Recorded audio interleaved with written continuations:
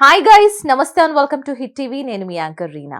ఈ జూలై 1వ తారీఖు నుంచి ఐపీసీ సెక్షన్లన్నీ కూడా బిఎన్ఎస్ సెక్షన్ల కింద మార్చారు. మరి ఈ బిఎన్ఎస్ అంటే ఏంటి, ఆ సెక్షన్లు ఏంటి, వాటి గురించి సవివరంగా తెలియచేయడానికి ఈ రోజు ప్రముఖ హైకోర్టు అడ్వకేట్ రమేష్ పీట్ల ముదిరాజ్ గారు ఉన్నారు. మరి సార్ అడిగే తెలుసుకుందాం రండి. హాయ్ సార్, నమస్తే, వెల్కమ్ టు హిట్ టీవీ అండి. మా హిట్ టీవీలో ఎప్పుడు మోస్ట్ ట్రెండింగ్ టాపిక్, అండ్ ఇక్కడే కాదు ఎక్కడా కూడా most popular and trending topic ఏంటంటే ఇల్లీగల్ రిలేషన్షిప్స్, అక్రమ సంబంధాలు. ఇప్పుడున్న బిఎన్ఎస్ చట్టం కింద ఇవి ఓకేనంటారా, చెల్లుబాటు అవుతుందా? ఎందుకంటే పాత చట్టం మనకి ఏమి ఇష్టం వచ్చినట్టు ఏడవండి అని వదిలేసింది అందరికి. సో ఇప్పుడున్న చట్టం బిఎన్ఎస్ ఏం చెప్తుంది? ఈ భారతీయ న్యాయ సంహితలో కూడా ఈ అడల్టరీ గురించి ఏంటంటే తప్పు ఒప్పు అని అయితే ఏం లేదు. ఎందుకంటే ఇంతకుముందు సుప్రీంకోర్టే తీర్పు ఇచ్చింది, అడల్టరీ అనేది అఫెన్స్ కాదు అని చెప్పేసి చెప్పడం జరిగింది. కానీ నా దృష్టిలో మాత్రం అడల్టరీ మాత్రం నేరమే అవుతుంది. ఎందుకో కూడా మీకు చెప్తాను నేను. ఇంతకుముందుకు అడల్టరీ ఒక అఫెన్స్గా పరిగణించినప్పుడు, అంటే ఒక నేరమైనప్పుడు, ఒక అమ్మాయి ఒక అబ్బాయి ఆ నేరంలో ఉన్నప్పుడు అబ్బాయిని మాత్రమే శిక్షించేవాళ్ళు. అంటే ఒక మగ వ్యక్తిని మాత్రమే శిక్షించేవాళ్ళు. ఒక అప్ టు 5 years జైలు శిక్ష ఉండేది, జరిమానా ఉండేది. ఆ తర్వాత కొద్దిమంది వచ్చేసి ఏం చేశారంటే ఇది అగెన్స్ట్ కాన్స్టిట్యూషన్ అయిపోయింది అని చెప్పేసి ఒక పిటిషన్ దాఖలు చేశారు. ఎందుకంటే ఆర్టికల్ 14 ఆఫ్ ఇండియన్ కాన్స్టిట్యూషన్ ప్రకారం ఏంటంటే everybody equal before law. Article 15 వచ్చేసి కులము, మతము, లింగ భేదం లేకుండా, ప్రాంతీయ భేదం లేకుండా, పుట్టిన ప్రదేశం భేదం లేకుండా ప్రతి ఒక్కరు చట్టం ముందు సమానులే అని చెప్పేసి వచ్చింది. ఆర్టికల్ 21 కూడా ఏం చెప్తుందంటే లిబర్టీ ఆఫ్ లైఫ్, వ్యక్తిగత స్వేచ్ఛ. నేను పెళ్లి చేసుకుంటే మాత్రం లైఫ్ లాంగ్ నేను వీడితోనే ఉండాలా, వీళ్ళతోనే సంసారం చేయాలా, ఇలా కొన్ని చాలా పాయింట్స్ తీసుకొచ్చేసి ఈ అడల్టరీ అనేది జరిగినప్పుడు కేవలం అబ్బాయిని మాత్రమే ఎందుకు శిక్షించాలి, ఆడవాళ్ళని శిక్షించాలి కదా, మరి ఇద్దరి అనుమతితోనే కదా ఫిజికల్ రిలేషన్షిప్ జరిగింది అని. అయితే ఇద్దరిని శిక్షించాలి, లేకపోతే ఇద్దరిని వదిలిపెట్టాలి, అబ్బాయిలనే ఎందుకు అనేది. ఎందుకంటే ఆర్టికల్ 14 ప్రకారం everybody is equal before law without considering the points like age కానీ, లింగ భేదం కానీ, అంటే ఒక జెండర్ ఈక్వాలిటీ అనేది ఉండాలి.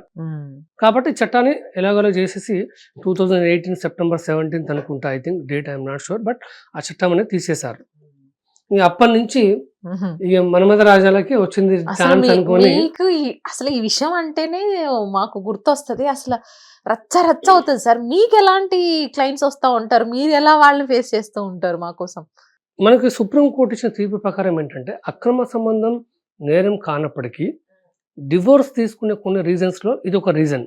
ఓకే, ఒకవేళ భర్త లేకపోతే భార్య తమ స్పౌజ్ అక్రమ సంబంధానికి పాల్పడినట్టు కనుక నిరూపిస్తే వాళ్ళు డివోర్స్ తీసుకోవచ్చు, అంటే వాళ్ళకి డివోర్స్ ఇవ్వచ్చు అనమాట.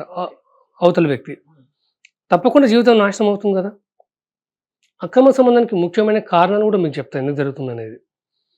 ఒకటి, సోషల్ మీడియాలో వాళ్ళు ఎక్కువ టైం స్పెండ్ చేసి ఫేక్ ప్రొఫైల్స్కి అట్రాక్ట్ కావడము. చాలామంది ట్రాక్ చేస్తూ ఉంటారు అమ్మాయిల్ని, పెళ్ళైన వాళ్ళని కూడా. సపోజ్ బెస్ట్ ఎగ్జాంపుల్ ఏంటంటే ఇప్పుడు భర్తలేమో మంచిగా చాలామంది జాబ్ చేసుకుంటూ బిజీ అయిపోతుంటారు, భార్యలేమో కొద్దిమంది, నేను చెప్పేది కొద్దిమంది తమ జీవితాన్ని ఎలా నాశనం చేసుకుంటున్నారంటే ఎప్పుడో పాత ఫ్రెండ్స్ అను, లేకపోతే కొత్త పరిచయాల కోసం అని చెప్పేసి ఎగబాకి, ఆ తర్వాత ఈ వీడియో కాల్స్ చేసుకోవడం, ఆ తర్వాత వ్యక్తిగతంగా కలిసి హోటల్లో అక్కడ కలిసేసి అలా జీవితాన్ని నాశనం చేసుకుంటున్నారు. 5 నిమిషాల 10 నిమిషాల సుఖం కోసం ఒక 12 కాపురాన్ని అటు అబ్బాయిలు ఇటు అమ్మాయిలు నాశనం చేసుకుంటారు. ఈ అక్రమ సంబంధానికి సంబంధించిన కేసులు తగ్గాలన్నా జీవిత భాగస్వామ్యం ప్రతి ఒక్కరు ఏం చేయాలంటే అర్థం చేసుకోవాలి. ఫస్ట్ అర్థం అంటే ఇంతకుముందు కూడా చెప్పాను నేను మన ఛానల్లో కూడా, ఒక స్త్రీ తన కుటుంబ సభ్యుల్ని, అన్నదమ్ముల్ని అందరిని వదిలిపెట్టుకో ఇంటికి వచ్చినప్పుడు she will take some time to adjust. ఆ తర్వాత అడ్జస్ట్ అయిపోయి భర్తతోని కలిసి ఉంటుంది. అలా ప్రేమగా ఉన్నప్పుడు ఆమెను అర్థం చేసుకోకుండా కొద్దిమంది ఏం చేస్తుంటారు, అబ్బాయిలు వేరే ఇలిసిట్ రిలేషన్షిప్స్ పెట్టుకుంటారు. Kind of as you said, right, illegal relationship. Maybe they're attracted to beauty of the women. Okay, ఇలా చాలా వేరియస్ రీజన్స్ ఉన్నాయి, చాలా తప్పు. ఇంతకుముందుకు ఐపీసీ సెక్షన్ ప్రకారం ఎప్పుడైతే అడల్టరీ ఉన్నప్పుడు 5 సంవత్సరాల వరకు జైలు శిక్ష పడేది, అట్లీస్ట్ నాకు మంచిదే అనిపించింది. ఇప్పుడు ఏమవుతుంది, అది నేరం కాదు అని చెప్పేసి చాలామంది బరి తెగించేసి చాలామంది అక్రమ సంబంధాలు పెట్టుకుంటే కొద్దిమంది నా కర్మ ఇంతే అని చెప్పేసి విడాకులు ఇచ్చేస్తారు.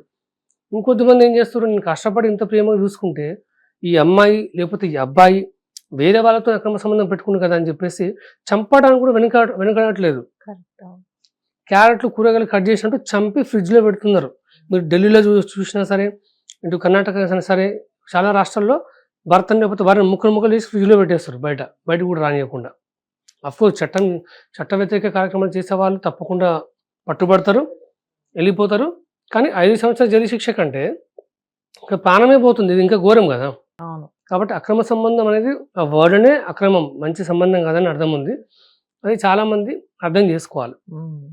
ముఖ్యంగా ఏంటంటే ఈ అక్రమ సంబంధానికి బాధితులు ఎక్కువ ఎవరుంటున్నారంటే అమ్మాయిలే ఉంటున్నారు.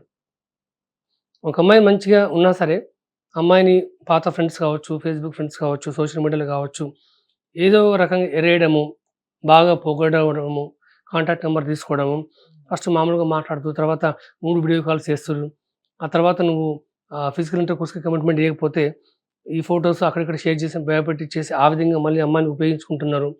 సో అక్రమ సంబంధం అనేది చట్టపరంగా నేరం కాకపోవచ్చేమో కానీ ఈ మానవీయ కోణంలో చూస్తే మాత్రం అది చాలా పెద్ద నేరం. జీవితాన్ని కోల్పోతారు, అటు భర్తని, కుటుంబ సభ్యులకి, అత్తమామలకి, అటు అమ్మానాన్నకి దూరం అయిపోయి అమ్మాయి అయినా అబ్బాయి అయినా సరే వాళ్ళ లైఫ్ని వాళ్ళే స్పాయిల్ చేసుకుంటున్నారు. కాబట్టి అక్రమ సంబంధం అనేది నేరమే.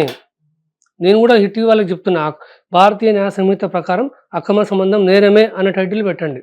కనీసం ఈ మంచి విషయాలు చూస్తారు వాళ్ళు. ఎందుకంటే క్షణికావేశంలో తీసుకున్న నిర్ణయాల వల్ల 10-15 నిమిషాల సుఖ కోసం తీసుకున్న నిర్ణయాల వల్ల 25 ఏళ్ల జీవితాన్ని నాశనం చేసుకుంటున్నారు చాలామంది. అలాగే ఫ్యామిలీకి సంబంధించిన కౌన్సిలింగ్ ఏమైనా అవసరం ఉన్నా, తెలియక తప్పు చేసినా సరే కొద్దిమంది భార్య లేకపోతే భర్త spouse has to understand that. So అది మోస్ట్ ఇంపార్టెంట్ థింగ్. పెళ్లి కాకముందుకు భర్త ఎవరితోని ఎటువంటి రిలేషన్షిప్ పెట్టుకుంటో తెలియదు, పెళ్లి జరగకముందుకు ఈ అమ్మాయి ఎవరితో రిలేషన్షిప్ ఉందో తెలియదు, పెళ్ళైన తర్వాత తెలిసి తెలియక ఏదైనా రిలేషన్షిప్ బయటపడ్డా సరే పరస్పరం క్షమించుకోవాలి. They need to lead the life with good understanding. That's what I can suggest all the new couples or all the spouses. Wow, that was amazing, Andi Ramesh garu. Thank you so much for your beautiful Thank you, information and beautiful time also. Thank you. Thank you, Andi.